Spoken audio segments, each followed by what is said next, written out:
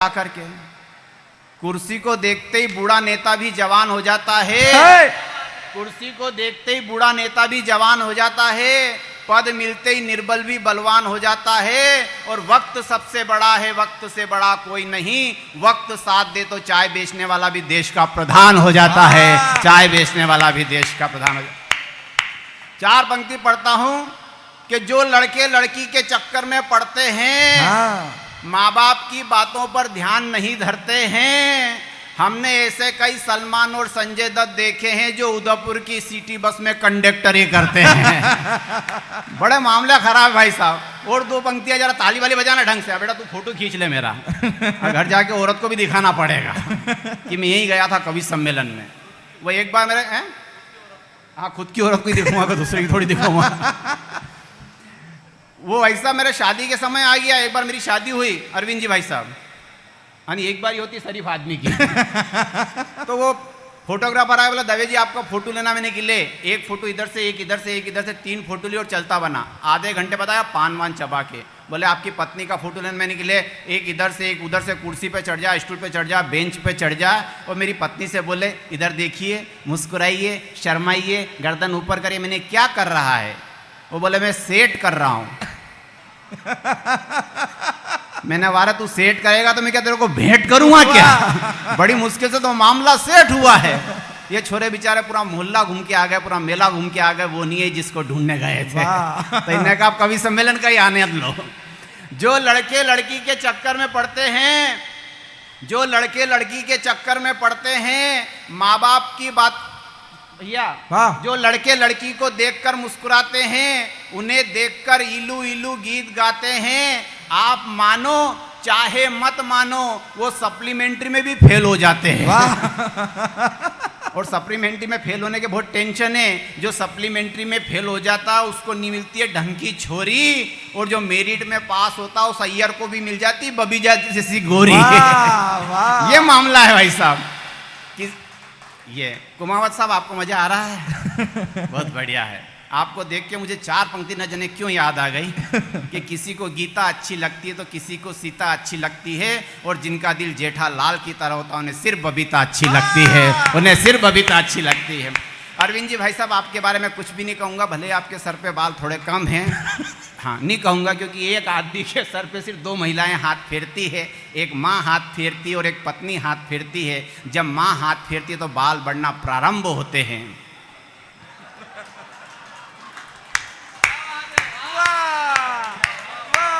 और जब पत्नी हाथ फेरती है तो सुपड़ा साफ हो जाता है। और किसी किसी को देख के तो ऐसा लगता है कि पूरे मोहल्ले ने हाथ फेरा हो। मामला है। फिर भी आपके तो खेती काफी बची हुई है भाई साहब। एक के तो बिल्कुल भी बाल नहीं थे, बिल्कुल सफा चट हो गया। पत्नी के सामने गया बिना कॉलर का टी-शर्ट पहन के, और बोले मैं आज कैसा लग रहा हूँ? पत्नी ने कहा तुम आज ऐसे लग रहे हो, ऐसे लग रहे हो जैसे फटे मोजे में से अंगूठा बाहर आ गया हो। ताली जरा ढंग से बजा तो मजा आना चाहिए। जिंदगी में कभी खुशी होती है तो कभी गम होता है, और ताली वही बजाता जिनके हाथों में दम होता है। अपन तो शादीशुदा, एक कुर्सी चली गई, एक कुर्सी गई है। पति पत्नी भी आए हैं, भाभी जी आई हैं, भाई साहब भी साथ में, पति पत्नी साथ में आकर के कविता सुन रहे। कितनी बड़ी बात है भाई साहब। अब जाके 4 पंक्ति पढ़ता हूँ कि इस महंगाई के युग में बहुत कठिन है जीना।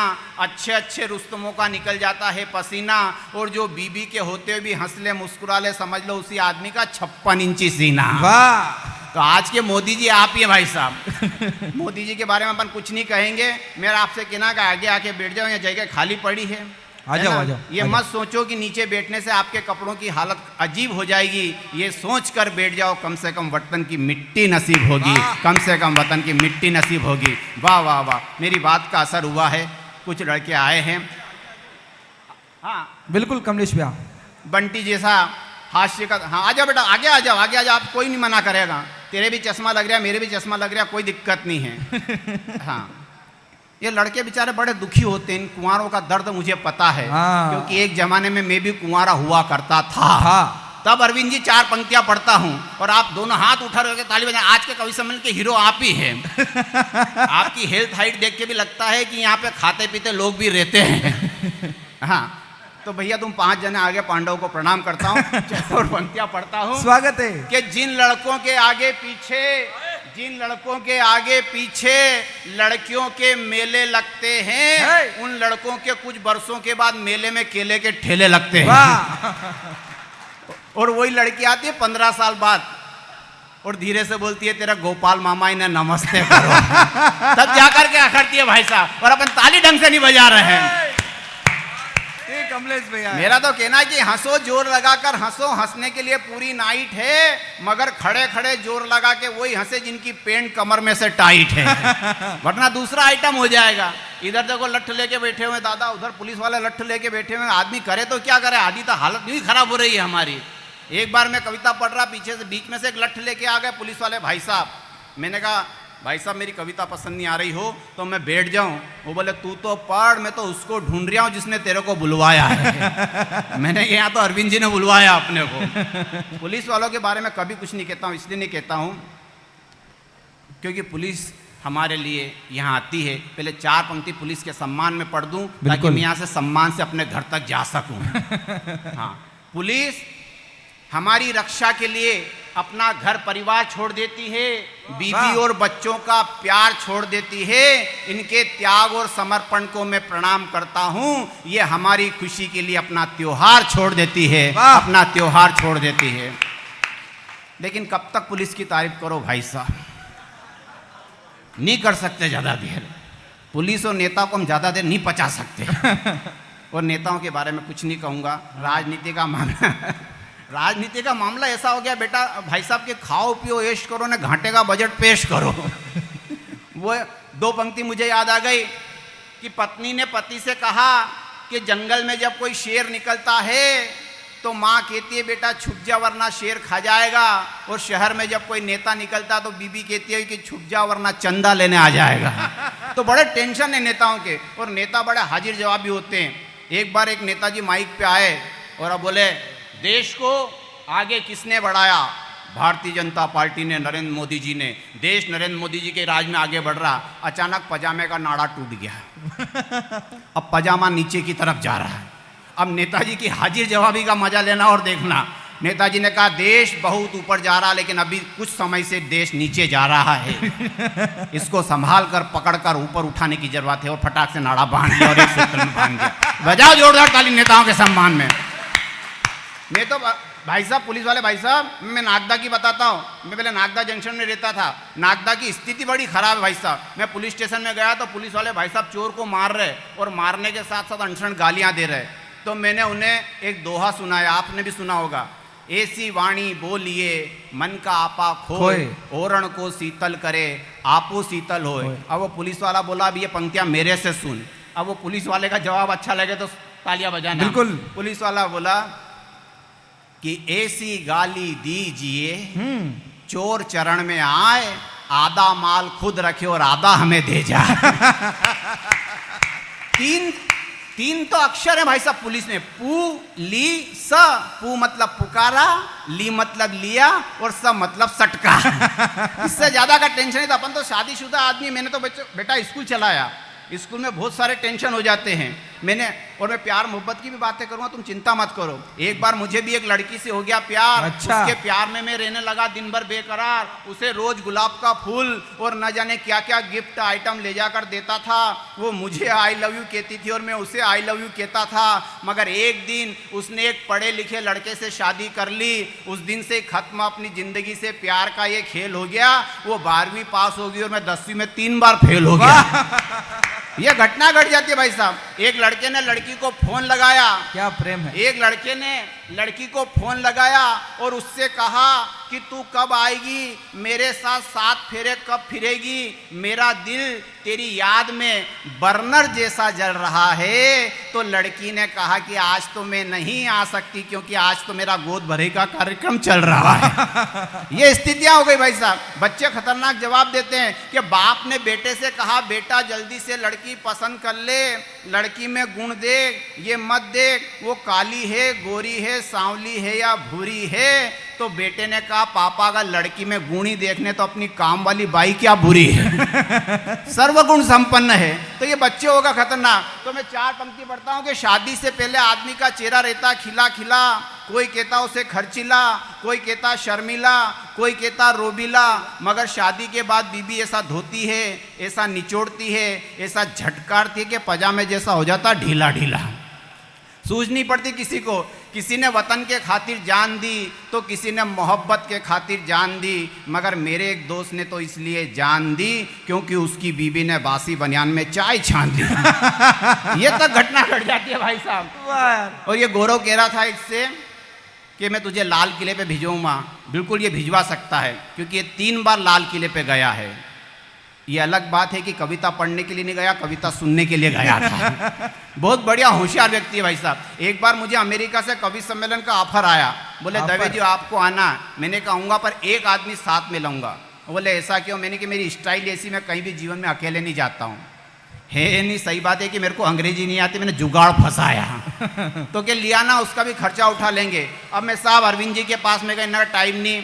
कुमावत जी ने कहा टाइम नहीं, तो मैंने कोई ढंग का आदमी बताओ। तो क्या आप सतीश आचार्य जी के पास जाओ। मैंने कहा भाई साहब अमेरिका चलना। बोले टाइम नहीं, मैंने कोई ढंग का आदमी बताओ। तो हमारे यहाँ एक ही आदमी है, गौरव पालीवाल। मैंने कहा भाई साहब अमेरिका चलोगे? तो क्या चलने को तो अपन चांद पे भी चलेंगे, पर पैसे कौन देगा? ब्राह्मण आदमी पैसे की पहले सोचता। मैंने पैसा सामने वाला दे दिया, पर आपको अंग्रेजी आनी चाहिए। इनने मेरे को ऊपर से नीचे तक देखा और कहा कमलेश दवे जितनी अच्छी अंग्रेजी मेरे को आती है ना, इस इलाके में किसी को नहीं आती। मैंने क्या कह रहे हो? तो कि हाँ, मैंने इन पे भरोसा कर लिया। हम दोनों अमेरिका में। अपन भारतीय लोगों के लक्षण क्या देखना। हाँ। अभी तो आप यहाँ कुर्सियों पे बैठे, लोग नीचे बैठते हैं, बीड़ी जलाते नहीं, इसी पे बुझाते हैं ढिशक्यों। टेंट वाला बिचारा कर रोता है दूसरे दिन। एक बार तो इतनी भीड़ थी अरविंद जी भाई साहब, हजारों की भीड़ की, उठने की जगह नहीं। एक लड़का उठ के जाने लगा तो दूसरे ने कहा कहाँ जा रहा? उसने कहा तंबाकू थूकने के लिए जा रहा हूँ। तो कि बेवकूफ़ थूकने की जरूरत क्या, पड़ोसी की जेब में थूक दे। उसने बोला थूक दिया ना, पता चल गया तो कि बेवकूफ़ में घंटे भर से तेरी जेब में थूक रहा, तेरे को पता चला क्या? तालियां नहीं आती ढंग से आपकी, तब जाके कहना चढ़ता है साहब। तो हम दोनों अमेरिका में, हम दोनों की भारतीयों की आदत खराब। हमने मूंगफली ली और उसके फोतरे रोड पे फेंक दिए।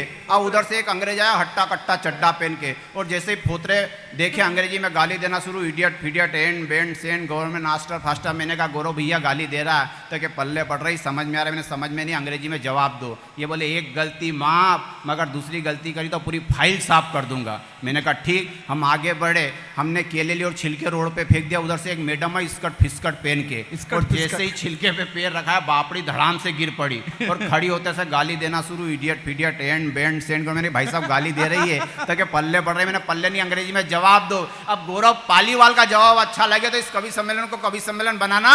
इसने मूंछ पे बढ़ दिया और कहा madam I beg to say that I am ill, so I cannot come to school. Kindly grant me leave for 4 days. Your obediently people X Y Z. गौरव पालीवाल, राजसमंद, राजस्थान। वो इनका चेहरा देखती रही, चुपचाप आगे चले। मैंने भाई साहब आपने ऐसी क्या अंग्रेजी बोली, इसकी तो बोलती बंद हो गई। ये बोले इसकी बोलती कैसे बंद नहीं होती? अभी तो मैंने एप्लीकेशन सुनाई। खाऊ का निबंध और माई स्कूल का निबंध पूरा याद था, जरूरत ही नहीं पड़ती। एक बार गौरव पालीवाल के सम्मान में जोरदार तालियां बजा भाई साहब। हम लंबे लंबे सफर से आते हैं भाई साहब। पति ने पत्नी से कहा कि मैं पति की जगह गणपति होता तो कितना अच्छा होता।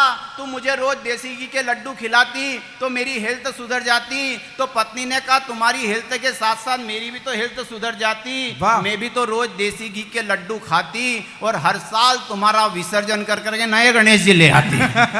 गणेश जी के बाद 2 पत्नियां, रिद्धि सिद्धि, फिर भी काम चल रहा। अपन तो एक ही है, फिर भी परेशान हो रहे भाई साहब। तब जाके कहना चाहता हूं कि किसी ने पंजा जिता दिया तो किसी ने कमल खिला दिया। कई नेताओं ने चुनाव जीतकर वादा भुला दिया। और मेरी बीबी की महानता की क्या तारीफ करूं, उसने तो नाग पंचमी के दिन एक नेताजी को दूध पिला दिया। पर वो ये नहीं थे जो बैठे हुए हैं यहाँ पे। हाँ, लिफाफा यही फंसा पड़ा भाई साहब। हाँ, और फिर इनकी हेल्थ हाइट देख के भी डर लग रहा है मेरे को। इनका लिफाफा ठीक है, मेरी नौकरी भी वहीं फंसी पड़ी है। ये भी एक टेंशन हो जाता। नहीं अरविंद भाई साहब में नागदा आए थे। भाई साहब मज़ा आ रहा है ना आपको? हाँ, कोई दिक्कत तो नहीं हो तो बता दो, नहीं तो अपना लिफाफा का नुकसान नहीं करूँगा मैं।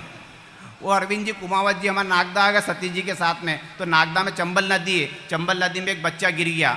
सब एक दूसरे को बोले कोई बचाने को तैयार नहीं।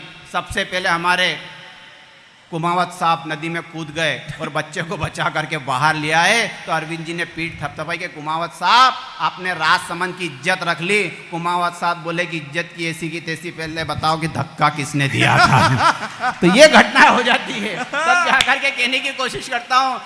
और ये देशभक्ति की बात कर रहा था राहुल शर्मा ने बहुत अच्छा कविता पाठ किया साहब। पूरे देश में हमारे उज्जैन के जो मुख्यमंत्री हैं इसकी पीठ पे हाथ रखते हैं, कंधे पे हाथ रखते हैं और कहते हैं राहुल फला कार्यक्रम में आ जाना है। ऐसा लाडला प्यारा कवि, एक बार इसे सम्मान में जोरदार ताली बजाइए। बोलो भारत माता की जय। देखो हमारे मालवे में तो कहावत है कि जो नहीं बोले जे उसकी यहाँ छोरी होगी छे। बोलो भारत माता की जय। हाँ, अब 4 पंक्ति दो। हास्य कवि भी वीर रस की बात कर सकता है। हाँ। किस ढंग से कर सकता है सुनिएगा। स्वागत है कमलेश भैया। कि चीन मुर्गी, पाकिस्तान अंडा, अंडे पे मारो डंडा, मुर्गी के नीचे लगाओ कंडा, दोनों जगह फेरा दो तिरंगा झंडा, तभी होगा भारत के शहीद परिवारों का कलेजा ठंडा, तभी होगा भारत के शहीद परिवारों का कलेजा ठंडा। मैंने बेटा स्कूल चलाया, आजकल की औलादें बड़ी खतरनाक हो गई। मैंने एक लड़के को खड़ा करा कक्षा के अंदर, मैंने कहा ये बता लड़की में छोटी की मात्रा लगती है बड़ी की मात्रा लगती है? वो बोला पहले लड़की दिखाओ। छोटी हुई तो छोटी की मात्रा लगाएंगे ना, बड़ी हुई तो बड़ी की मात्रा लगाएंगे। वो मेरी औलाद मेरे पास में ही, मैंने कहा बेटा तेरा रिजल्ट आने वाला था क्या हुआ? तो कि वो पार्षद का छोरा फेल हो गया। मैंने रिजल्ट तेरा पूछ रहा हूँ। तो कि मंत्री का छोरा फेल हो गया। मैंने रिजल्ट तेरा पूछ रहा था कि विधायक का छोरा फेल हो गया। मैंने एक दी झापट खींच करके बोला पापा तुम्हारे में अक्कल कब आएगी? मैंने क्यों कि मंत्री का छोरा फेल, सचिव का छोरा फेल, विधायक का छोरा फेल, तो तुम कोई देश के राष्ट्रपति जो तुम्हारी औलाद पास होगी। अरे मैंने कहा पड़ोस की संगीता को देख फर्स्ट डिवीजन पास हुई है। वो बोला उसका तो नाम मत लेना, उसको देखने के चक्कर में तो फेल हुआ हूँ। ये बच्चे हो गए भाई साहब। तब जाके 4 पंक्ति पढ़ता हूँ कि ये बुजुर्ग लोग बैठे हुए हैं यहाँ, कविता के शौकीन लोग बैठे हुए। हाँ ये आतंकवादी है। ना जाने कहाँ से आ जाते हैं। इसके ऊपर भी 4 कि वीरों का बलिदान सदा याद रहे, ये गुलशन सदा आबाद रहे। हाँ। हम रहे न रहे ऐ मेरे ईश्वर, हिंदुस्तान सदा जिंदाबाद रहे, हिंदुस्तान सदा जिंदाबाद रहे। ऐसे छोटे मोटे आतंकवादी तो आते रहेंगे। और 4 पंक्ति पढ़ता हूं कि पाकिस्तान को, अरविंद जी आपकी तालियां चाहिए, ये पाकिस्तान को दोस्त बनाने के तरीके अपनाए नए नए। दोस्ती के खातिर अटल बिहारी वाजपेयी बस लेकर लाहौर तक गए, फिर भी पाकिस्तान की नफरत का पारा कम नहीं होता है। हकीकत तो ये है कि कुत्ते की पूंछ का टेढ़ापन कभी खत्म नहीं होता है, कभी खत्म नहीं होता है। मैंने स्कूल चलाया, स्कूल के अंदर कितने टेंशन है तुम्हें क्या पता है? आजकल की औलाद है, और मेरी औलाद तो सबसे ज़्यादा खतरनाक औलाद है। मैं उस औलाद के बारे में भी बताऊंगा आपको, लेकिन कुछ पंक्तियां बताता हूं। आजकल की औलादें पैदा नहीं हो रही, ऐसा लग रहा है डाउनलोड हो रही है यूट्यूब से। वाह। हाँ, मैं एक सज्जन के घर गया भाई साहब, तो सज्जन नहीं मिले, उनका बच्चा मिला। मैंने तेरे पापा कहाँ गए थे? कि शिरडी के साईं बाबा गए। मैंने तू नहीं गया तो क्या नहीं गया? मैंने तेरे बाप का पूरा नाम बता। अब पूरा नाम का मतलब क्या? अपना नाम, बाप का नाम और सरनेम। वो बोला मेरे पिताजी का पूरा नाम है 5G फुल नेटवर्क। मैंने 5G फुल नेटवर्क, मैंने क्या मतलब होता है? कि पापा जहाँ भी जाते खूब इज्जत होती है, घर में घुसते मम्मी के सामने इज्जत नहीं होती है। मैं तेरे ताऊ जी का नाम आइडिया। मैंने क्या मतलब? कि वो आइडिया देते रहते, काम कुछ नहीं करते, सब हमें करना पड़ता है। मैंने कहा तेरे अंकल का नाम वाईफाई। अच्छा। मैंने क्या मतलब? कि कुंवारे हैं, दूसरे के नेटवर्क को ही देखते रहते हैं। मैंने कहा यार खतरनाक औलाद है। मैंने तेरी मम्मी का नाम बता, रेडियो मिर्ची FM। अच्छा। मैंने क्या मतलब? कि दिन भर बकबक ही करती रहती है। मैंने तेरी बहन का नाम मेमोरी कार्ड। मैंने क्या मतलब? दिन भर गाने ही सुनती रही। मैंने तुम्हारा नाम, हमारा नाम डाउनलोडिंग। अच्छा। मैंने क्या मतलब? कि कोई भी आता और झापट टिका के चला जाता, घर में कोई हमारी इज्जत ही नहीं है यार। तो मैंने कहा एक काम कर, तेरी दादी का नाम बता, वाकी टाकी। मैंने ये क्या होता कि एक मोहल्ले से दूसरे मोहल्ले जाती, इससे ज्यादा रेंज नहीं मिलती है, लौट के वापस घर आ जाती है। मैंने कहा तेरे दादाजी का नाम बता था, कि लैंडलाइन। मैंने क्या मतलब? कि डबले की तरह घर में ही पड़े रहता, कहीं जाते ही नहीं है। मैं समझ गया आज मैं गलत जगह फंस गया। मैं तेरे दोस्त का नाम, तेरे नोटिफिकेशन कभी भी घर में टपक पड़ता है। मैं तेरी ताई जी का नाम बता था, कि सिटी चैनल। मैंने क्या मतलब? कि पूरे शहर का समाचार रहता, कौन कब कहाँ किससे बात कर रहा। मैंने कहा तेरी आंटी जी का नाम बता, ब्लूटूथ।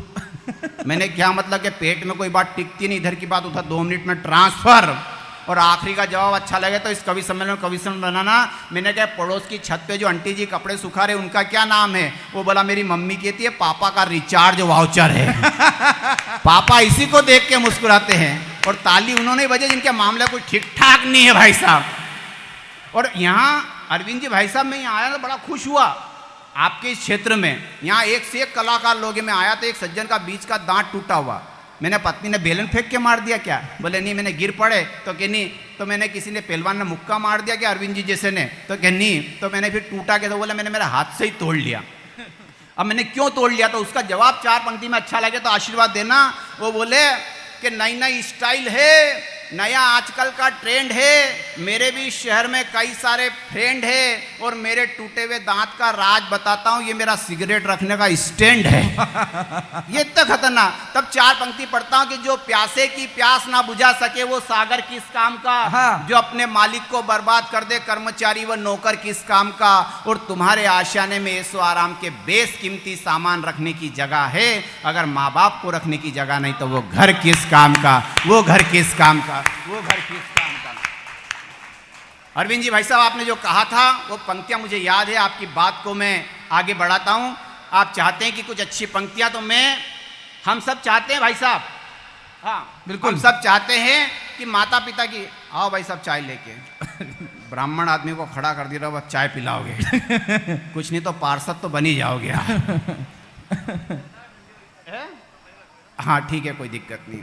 तो हम सब माता पिता की सेवा करना चाहते हैं, लेकिन इस भौतिक युग में हमारे पास समय नहीं होता, तो हम माता पिता की सेवा नहीं कर पाते। कभी कभी तो पीड़ा की कुछ पंक्तियां आप तक पहुंचाता हूं, अच्छा लगे तो समर्थन कीजिएगा। कि माँ बचपन में मुझे रोज मीठा मीठा दूध पिलाती थी, मेरा हाथ पकड़ पकड़ कर मुझे खाना खिलाती थी, मगर मैं माँ को पानी भी नहीं पिला पाता हूँ। कई बार उसकी दवाई लाना भी भूल जाता हूँ। मैं जितना भी कमा कर लाता हूँ सब बीबी के हाथों में दे कर चला जाता हूँ। माँ मुझे चकवे की तरह टकटकी लगा कर निहारती है, अपने कपड़ों में बटन भी खुद टाँकती है। मैं कई बार रातों को घर देर से आता हूँ और माँ से मिले बगैर अपने कमरे में जाकर सो जाता हूँ। माँ भी मेरा इंतजार करते करते सो जाती है, न जाने किन ख्यालों में खो जाती है। अरे माँ ममता की ऐसी मूरत है जो कभी पूरी नहीं हो पाती। उसकी दवाएं कम हो जाए मगर दुआएं कभी कम नहीं हो पाती, दुआएं कभी कम नहीं हो पाती, दुआएं